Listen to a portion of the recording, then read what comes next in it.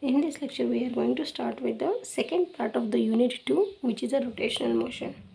The motion of the particle from one position to another position could be in a straight line or it could be in a curved path. I'll draw it here only.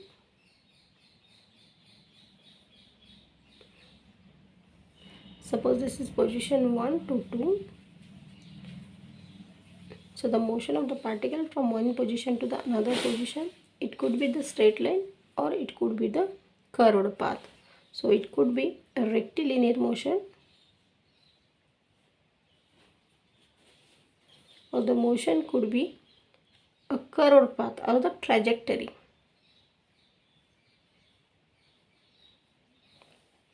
So whenever the body moves along some curved path, so that body is moving along some axis of the rotation. So in this case, we call as the motion of the body as a rotational motion. Suppose this is a block, metallic block, and this is moving along its own axis. This also comes under the rotational motion. Or if this block is moving along the curved path like this, so this also comes under the rotational motion. So when the body is moving from one position to the another position in a rectilinear motion, we call the displacement as r, and here the displacement is in a angle, so it is measured in a theta. As the body is rotating, so this block, when it is rotating or when it is going from this position to this position along some curved path, so the displacement will be along the axis of rotation and it is measured in this theta. So in a rectilinear motion, the displacement is a straight line. It is measured in a distance. It is measured in centimeter, kilometers, meters. So let omega be the angular velocity and let v be the linear velocity. Then there is a relation between these two also. This v is equal to r omega. This we have seen in the 12th standard also. So the velocity in a rectilinear motion is given by v is equal to dr upon dt, whereas the angular velocity is given by d theta upon dt. Obviously, velocity is a rate of change of displacement with respect to time. In case of the trajectory motion or the rotational motion, the displacement is theta. Therefore, angular velocity is given by rate of change of displacement with respect to time. Similarly, momentum in a linear motion is given by P is equal to mv. In a rotational motion, angular momentum is denoted by L and it is given by R cross P. We can put the value of this linear momentum. This is nothing but the linear momentum. So this is nothing but mv, and we can also put the value of V as R omega. Therefore, it can be written as m into R into omega. In a linear motion, according to the Newton's second law, we say that F is equal to dp upon dt, rate of change of momentum with respect to time. Similarly, the force required for the rotational motion is called as a torque and it is given by dl upon dt. Kinetic energy in case of a linear momentum is given by 1/2 mv square, whereas the kinetic energy in a rotational motion is given by 1/2 m r square omega square. V is equal to r omega. Therefore, we are just putting the value of r square omega square as a v square. Now, the rigid body is one whose shape remains constant under any kind of a motion, whether it is a linear motion or it is a rotational motion. So this is a particle in which there are number of particles. So when this body is moving along the curved path, so each and every particle is moving along the curved path. So when this body tries to move from this position to this position or along its own axis, then each and every particle will follow some same rectilinear path. So the angular displacement will be same for the all particles. Now The moment of inertia is one more important term which is related to the moment of rotational motion. Momentum of inertia is defined as I is equal to summation of MI/RI square. So where I runs from 1 to n. Suppose this is a body with having n number of particles, and each particle is having mass ranging from m1 to m2 up to mn. Now consider this body, it is rotating about its own axis. Let's call it as O dash. Then moment of inertia of this body is defined as summation of a product of all the particles and a square of its distance from the axis of the rotation. So we know that this summation of mi, where I runs from 1 to n, will be capital M. So I is given by m into capital R square. Thus the moment of inertia is defined as the sum of products of mass of each particle in the body with a square of its distance from the axis of the rotation. Actually, it represents the inertia in a rotational motion. We know that the inertia in a linear motion is defined as a tendency of the body to resist the rest position or to resist the linear motion. Similarly, moment of inertia is a tendency of the body to resist the rotational motion, which is called as a moment of inertia.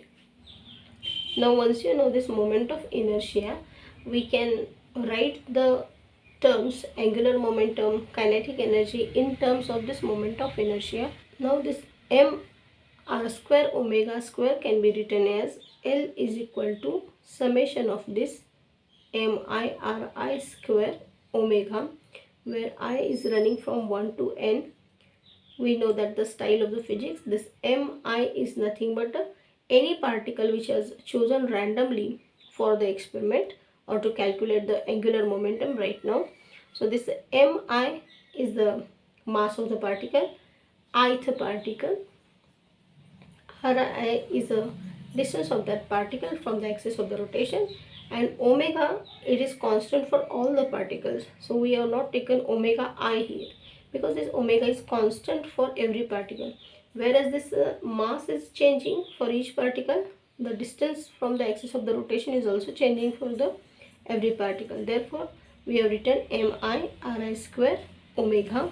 So it will be equal to, we know that the summation of mi/ri square is nothing but I, therefore L is equal to I omega.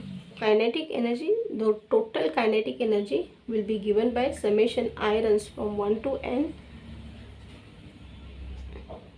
1/2 mi/ri square omega square, which is equal to I omega square. So this is nothing but the kinetic energy in a case of the rotational motion in a form of a moment of inertia.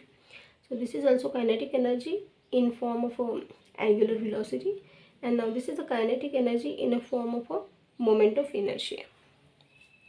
So this moment of inertia can be written in a form of a radius of gyration as m into k square. Suppose let us consider this plane. So this plane, in this plane there is a point at which if I hold on the so this plane will remain steady. So that point where whole mass of the body is supposed to be concentrated, it is called as the, so this is called as the center of the mass. Okay, and the distance from the axis of the rotation, if I am rotating the pen in this direction like this, so the axis of the rotation will be here. So this will be the axis of the rotation, but the whole mass of the body is supposed to be concentrated at this point. Okay, so distance between the axis of the rotation and the point where whole mass of the body is supposed to be concentrated, it is called as the radius of the gyration. Now let me draw it here. Suppose this is a rod, and for this rod the center of mass is nearly here. So this is the point where whole mass of the body is supposed to be concentrated. But if I am rotating this rod from the one end, okay, so distance from the point where whole mass of the body is supposed to be concentrated and the axis of the rotation, it is called as the radius of the gyration, and mathematically it is represented as, so this we know the equation, I is equal to summation of mi ri square. I runs from 1 to n, which is nothing but I runs from 1 to n, m1 r1 square plus m2 r2 square plus up to mn rn square. So if the mass of each and every particle is the same, we can write the same equation as m into summation of I runs from 1 to n r1 square plus r2 square plus r3 square plus up to rn square upon this n. Or we can also say that it is nothing but the I is equal to m into k square, where k square is equal to r1 square plus r2 square plus up to rn square upon n, or k is also called as a square root of r1 square plus r2 square rn square upon n. So mathematically, root means square of the position of the rigid body. It is nothing but the radius of the gyration.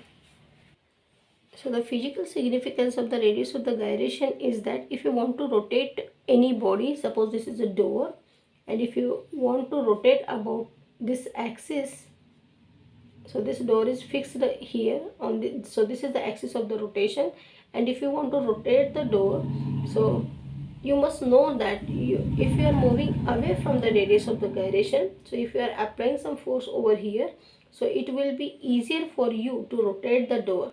Okay, as you are moving close to the axis of the rotation, you have to apply more amount of force. So the physical significance of this radius of gyration or the moment of inertia is that if you want to rotate some heavier bodies, then you need to know the laws of the rotational motion.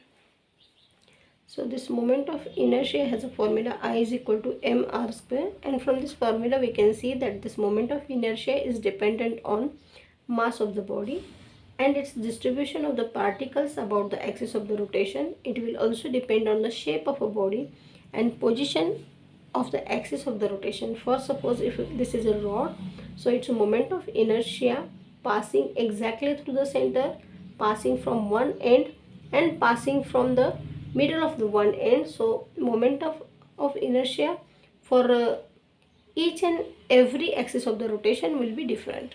Okay? So in the next lecture we are going to see the different moment of inertia about the different axis of rotation for the different shapes.